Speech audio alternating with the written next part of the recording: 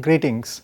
Continuing with the series of webinars on pediatric COVID infection, today we are going to discuss about prevention of infections in a healthcare settings, including protection of healthcare workers.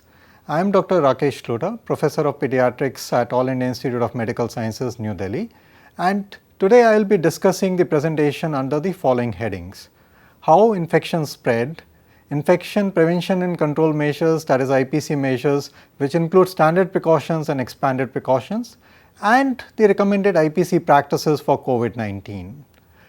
For any infection to occur, there are three important conditions. Source: this is the place where the infectious agents thrive or live, and source could be people who can be patients, healthcare workers or visitors, particularly in setting of COVID.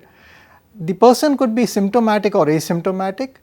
At the same time, the source can also be environment around an individual, which could be inanimate environment, it could be air, stethoscopes, linen, etc.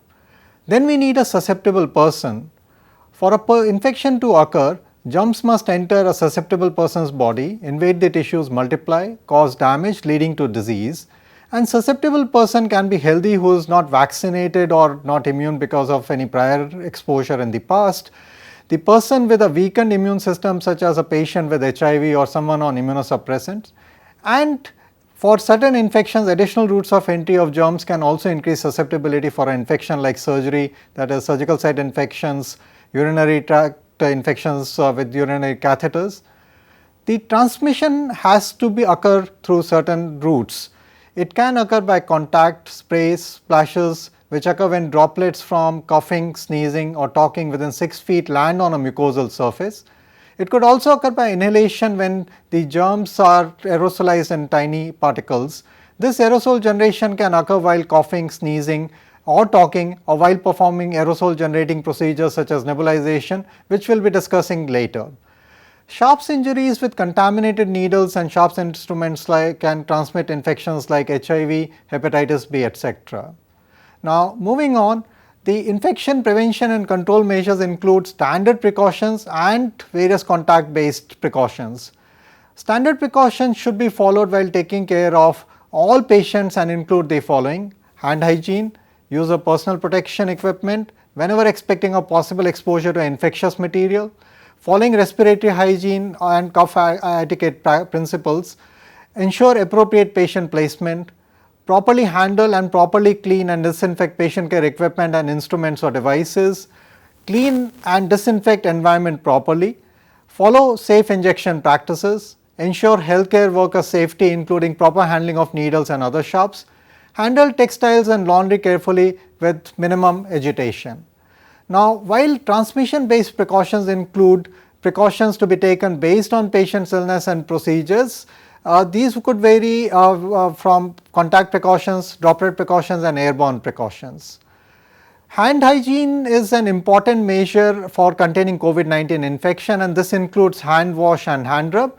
Hand wash can be done with a non-antimicrobial or antimicrobial soap and should be done when the hands are visibly dirty, contaminated with proteinaceous material, visibly soiled with blood or body fluids. For hand rub, alcohol based hand rub should be used.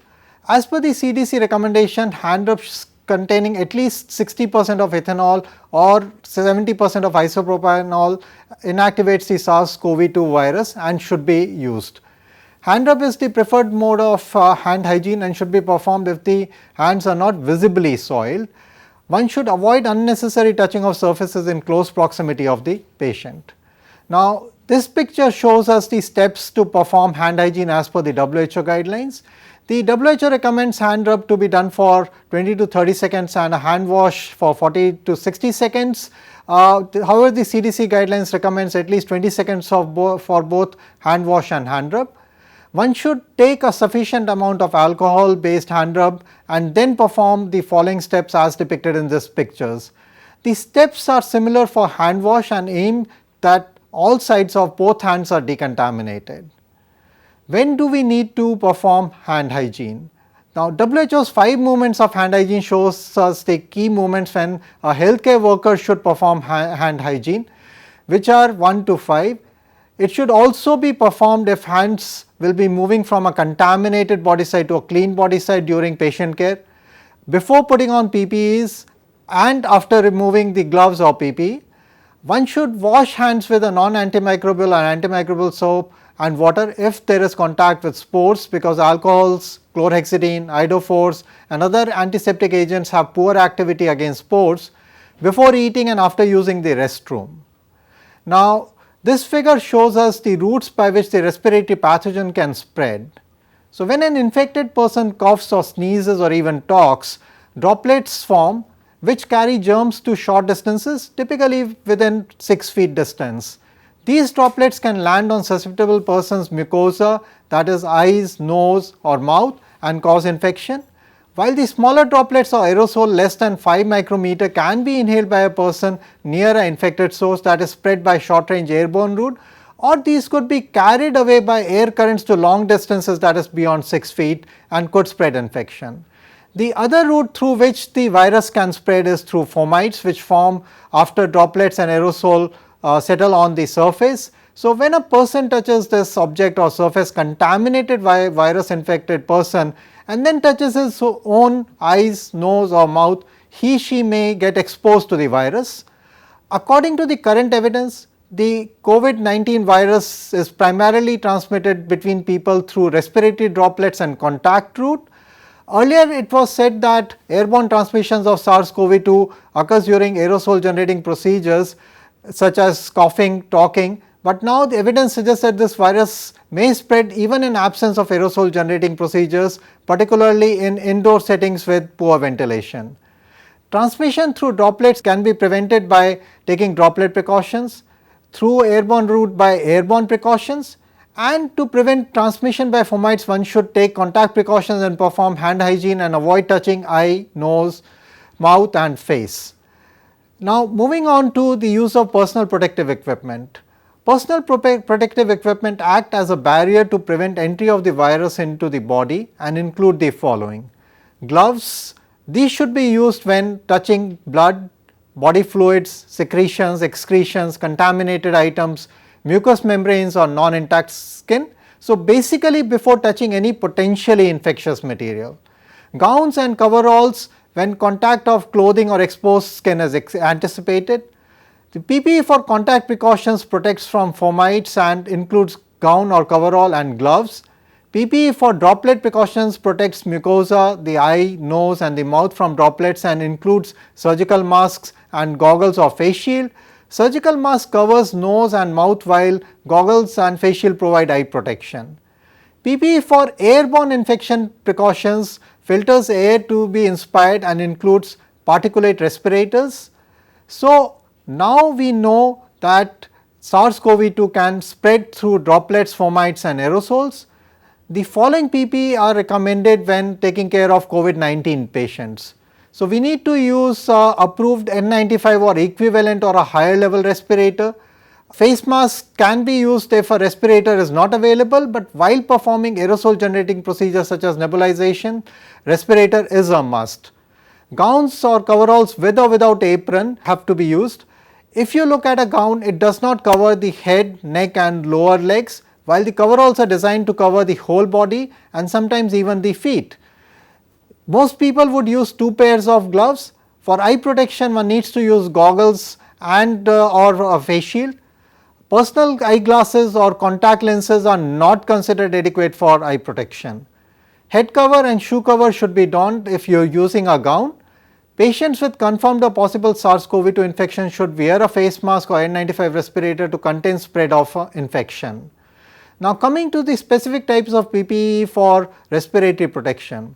For this, we have respirators which filter air before it is inhaled, thereby providing respiratory protection. They protect against hazardous airborne particles including dust particles and infectious agents, gases or vapors. These differ from face masks as face masks protect from droplets and not from aerosol.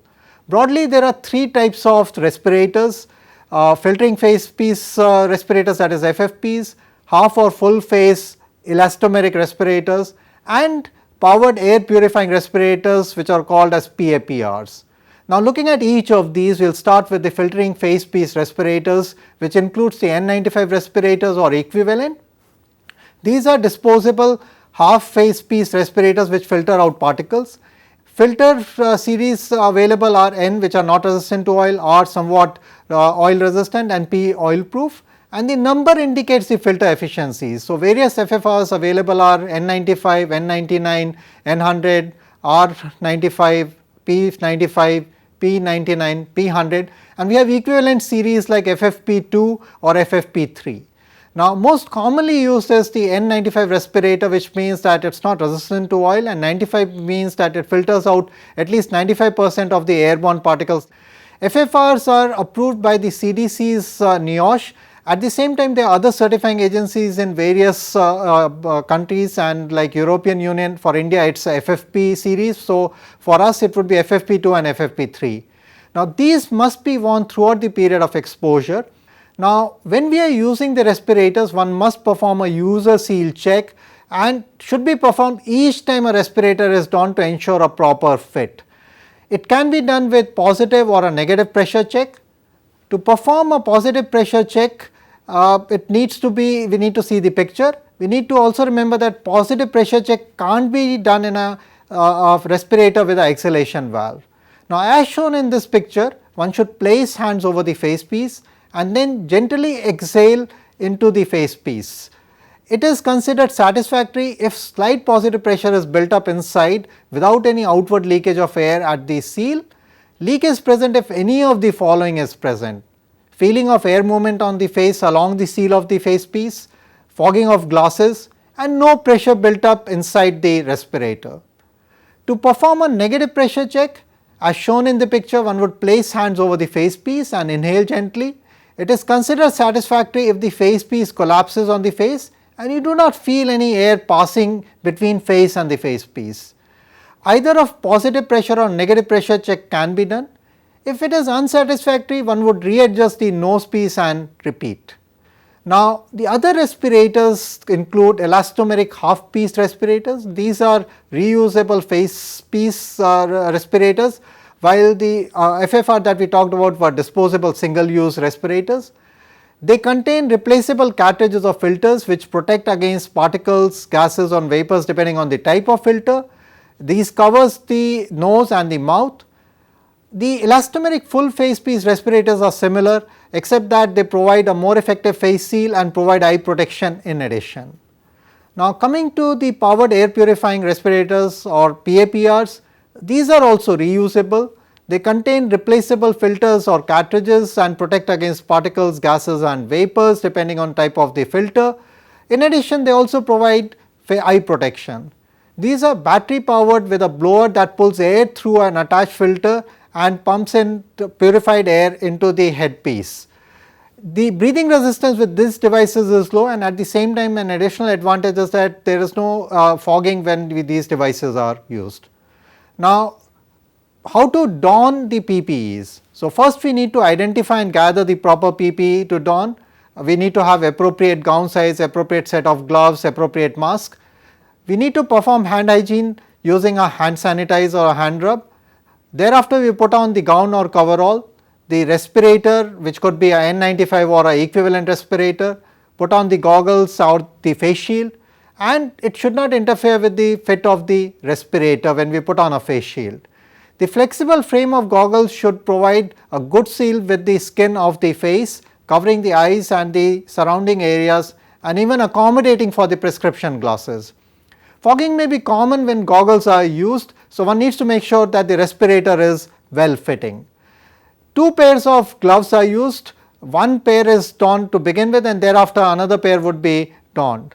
Combination of PPE will affect the sequence and therefore be practical, and we would refer you to watch the videos that have also been uploaded. Now, steps of doffing are equally important, and these should be done slowly and deliberately in a sequence that prevents self-contamination, as this could be one major source of infection for healthcare workers looking after COVID-19 patients. Always take assistance while doffing. There should be a buddy or there would be somebody who would be supervising the doffing, and it is important to perform hand hygiene after every step. First, inspect the gown or coverall for gross contamination, and if it is there, clean with alcohol swab. Remove the first pair of gloves. Using the gloved hand, grasp the outside edge near the wrist or over the palm and peel away from hand. turning the glove inside out. Thereafter, hold in the opposite gloved hand, slide the ungloved finger under the wrist of the remaining glove and peel off from inside, creating a bag for both the gloves, and then discard in the appropriate bin. For removing face shield or goggles, you need to carefully remove the face shield or goggles by grabbing the strap and pulling upwards and away from the head. Do not touch the front of the face shield or the goggles. The coverall and gowns, the outside and the sleeves are likely to be contaminated. One should unfasten the ties, should peel away from the neck and shoulder and turn the contaminated outside surface towards the inside and fold and roll into a bundle and then discard. For removing the respirator, lift the bottom elastic over your head first and lift off the top elastic strap and thereafter discard. Do not touch the front of the respirator or the face mask. If we are using a face mask, carefully untie or unhook from the ears and pull away from the face without touching the front, and make sure that you perform hand hygiene after every step of doffing, and finally need to clean up hands again. A few words about the respiratory hygiene or cough etiquettes. We need to place visual alerts at entrance to outpatient facilities to make sure that anybody who has symptoms of respiratory hygiene and cough etiquette has to be followed. Respiratory hygiene and cough etiquette is recommended for all individuals with signs and symptoms of respiratory infection. One should cover the mouth and nose with a tissue when coughing or sneezing and dispose of the tissue after use. One should perform hand hygiene after contact with respiratory secretions and contaminated objects. Ensure availability of tissues, no touch receptacles like a foot pedal operated one for disposing used tissue, and there should be alcohol based hand rub in the waiting area. Masking and separation of persons with respiratory symptoms should be done during periods of increased respiratory infection activity in the community, as is being done currently for COVID-19.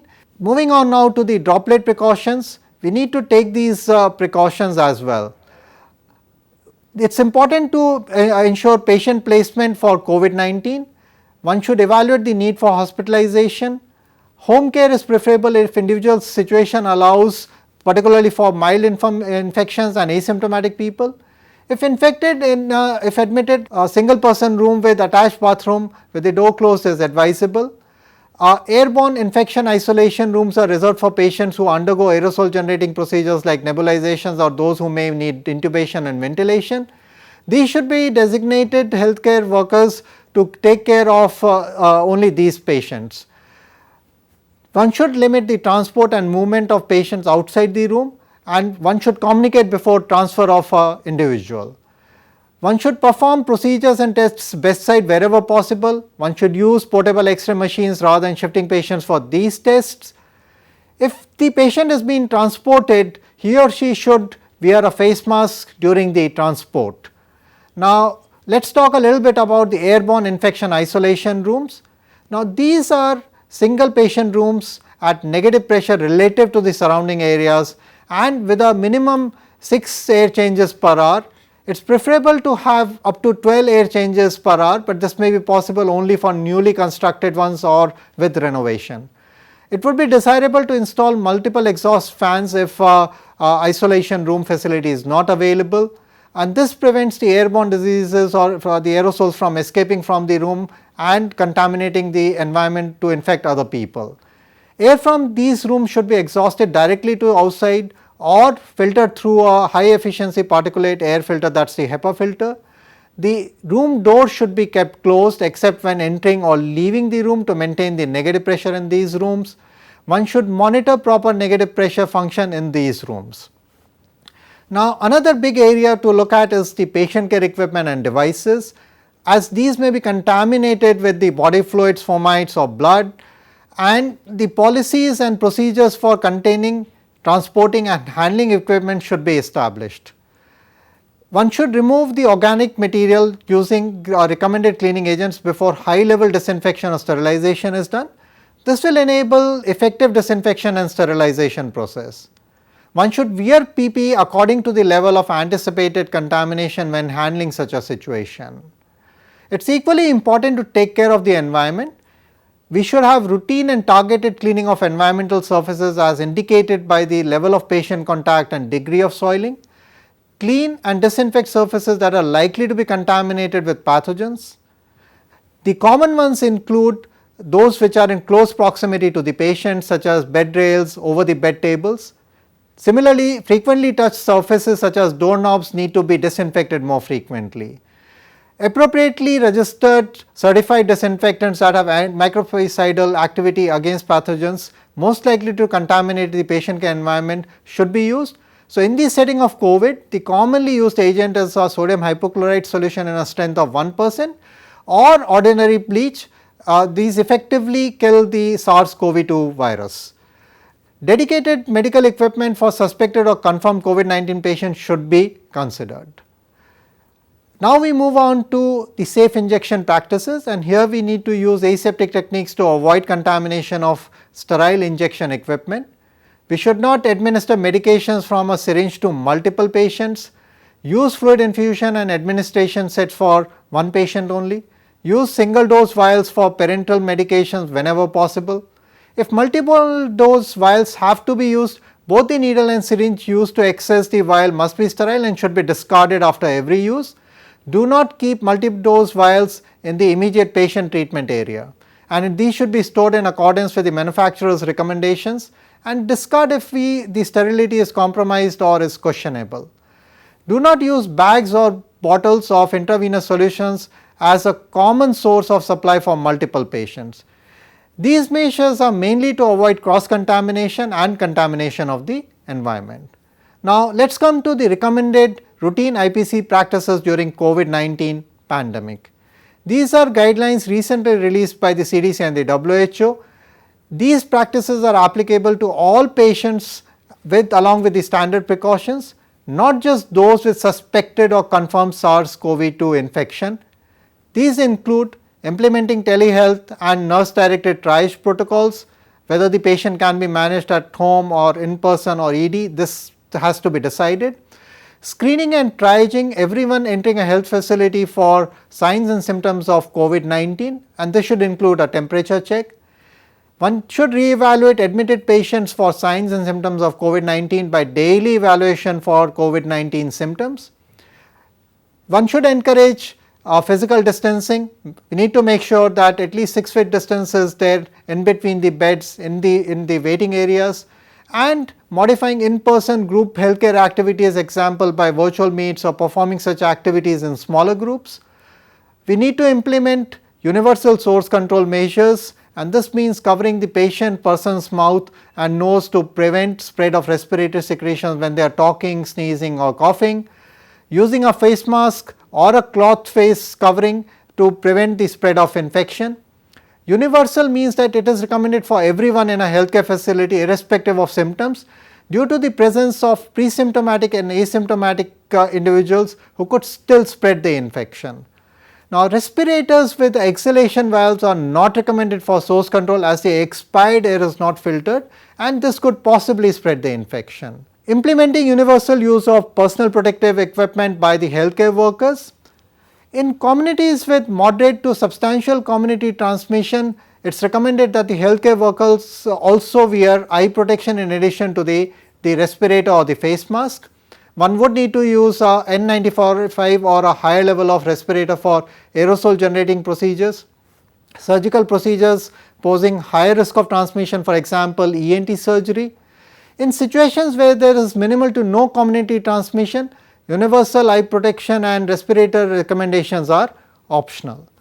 Now, consider performing targeted SARS-CoV-2 testing of patients without signs and symptoms of COVID-19, and this may happen before admission, before doing procedures, before diagnostic testing in communities with moderate to sustained SARS-CoV-2 transmission. Consider postponing elective procedures, surgeries and non-urgent outpatient visits. One should create a process to respond to SARS-CoV-2 exposure among healthcare workers and others, which includes notifying the health department about suspected and confirmed cases, investigation and management of exposed healthcare personnel, having a dedicated contact tracing team. Now, moving on, we can look at that beyond the general patient care, we need to look at the IPC practices when caring for a patient with suspected or confirmed SARS-CoV-2 infection. In addition to general patient care, one should establish reporting within and between healthcare facilities and to the public health authorities regarding COVID-19 positive cases. Staff working in hospitals should be aware about patients with suspected or confirmed SARS-CoV-2 infection and facility plans for response. One should wear full PPE, which includes respirator or a face mask, eye protection, gloves, gowns or coveralls. For collection of diagnostic respiratory specimens, PPE with respirator should be used. One needs to manage the visitor access and movement within a facility. Only those essential for patient care should be allowed. Environmental infection control measures should be undertaken like routine cleaning and disinfection procedures, and one needs to look at carefully at the aerosol generating procedures. Now let us look at aerosol generating procedures in a bit of detail. Now procedures that generate aerosol include bronchoscopy, suctioning, endotracheal intubation, CPR, nebulization, non-invasive ventilation, etc. Now all of these should be performed cautiously, and if possible one could avoid them, and if we are performing we need to take the following precautions. One should don full PPE, one should use N95 or an equivalent respirator, limit the number of persons during procedure, should ideally take place in airborne infection isolation rooms that are negative pressure rooms. In case we have to give a aerosol medication, it would be desirable to use a meter dose inhaler with spacer instead of nebulizing wherever feasible. One may place a medical mask on face if a child is receiving oxygen therapy with nasal prongs or high flow nasal cannula to reduce the aerosol spread. Now when performing intubation and ventilation, we need to take the following precautions to limit the aerosol generation. One should avoid bag and mask ventilation, and if one has to do it, one should use a viral filter or a heat and moisture exchanger filter between the mask and the bag. The most skilled member of the team should perform intubation, and a video laryngoscope can help in faster visualization. Rapid sequence intubation should be done. A cuffed endotracheal tube is preferred, and if suction has to be done, a closed suction or an inline suction should be done. If not available, clamp the ET tube rather than bagging during suction. Neuromuscular blocking agents should be used during intubation or suction if the patient conditions allow that. Now to sum up, it is important to follow standard precautions for care of all patients. We need to follow expanded precautions depending on the clinical situation. It is important to triage at entry to the healthcare facility. One needs to don full PPE if caring for a patient with suspected or confirmed COVID-19. Avoid aerosol generating procedures if possible, and this particular slide shows some of the references that would be beneficial for you to refer to. I thank you all.